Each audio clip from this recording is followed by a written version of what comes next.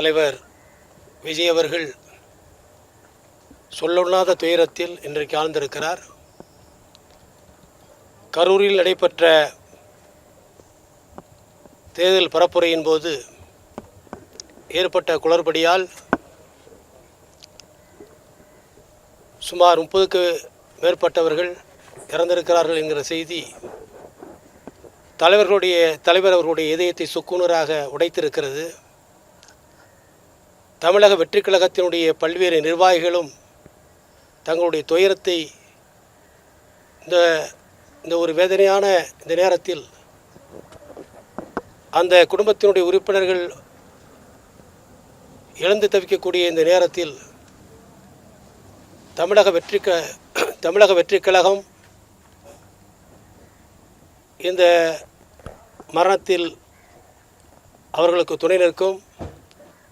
தலைவர் அவர்கள் தமிழ்நாட்டு மக்களை நேசிக்கக்கூடியவர்.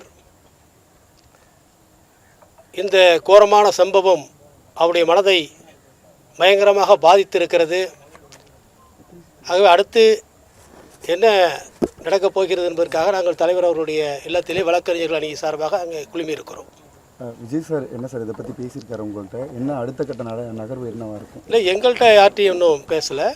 இப்போ தலைவர் இப்போ அவர் இந்த துயரத்திலிருந்து மீண்டு வரணும். ஏன்னா தமிழக மக்கள் அப்படி ஒரு அன்பை அவர்கள் மீது செலுத்தினார்கள். இப்படி ஒரு துயரமான சம்பவம் நடந்திருக்கு.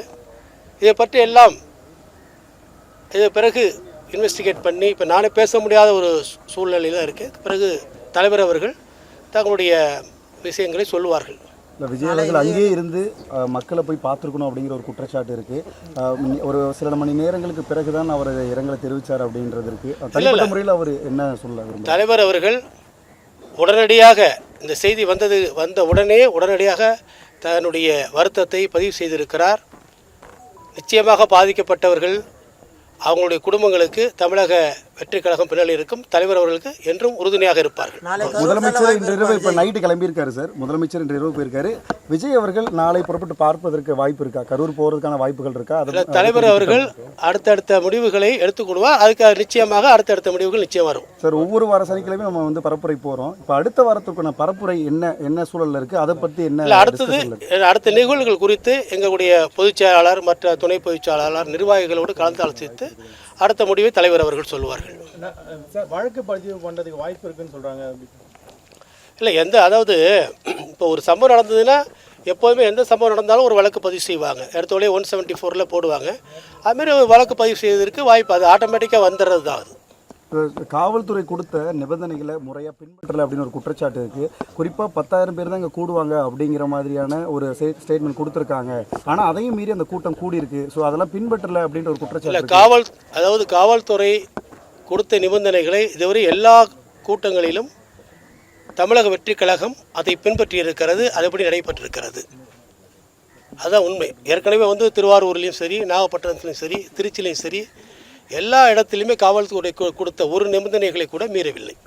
இந்த கூட்டமே அந்த 10,000 பேர் தான் நாங்கள் கூடுவோம் அப்படின்ற ஒரு ஸ்டேட்மெண்ட் கொடுத்துருக்காங்க எஸ்பி அலுவலகத்தில். அதுக்கும் அதிகப்படியான கூட்டங்கள் அங்கே கூடியிருக்கு அப்படிங்கிற மாதிரியான சொல்கிறாங்க. அதே மக்கள் அந்த காலையிலிருந்தே கூட்டம் கூடியிருக்கு. இவங்க குறிப்பிட்ட நேரத்தில் விஜய் அவர்கள் அங்கே சென்று பரப்புரை மேற்கொள்ளலை அப்படிங்கிறது ஒன்று இருக்குது. ரொம்ப நேரம் தொண்டர்களை காத்திருக்க வச்சுருக்காங்க அப்படிங்கிற ஒரு குற்றச்சாட்டு இருக்காது. இல்லை, மக்களை சரியாக முறையில் சந்தித்து தான் வந்திருக்காரு.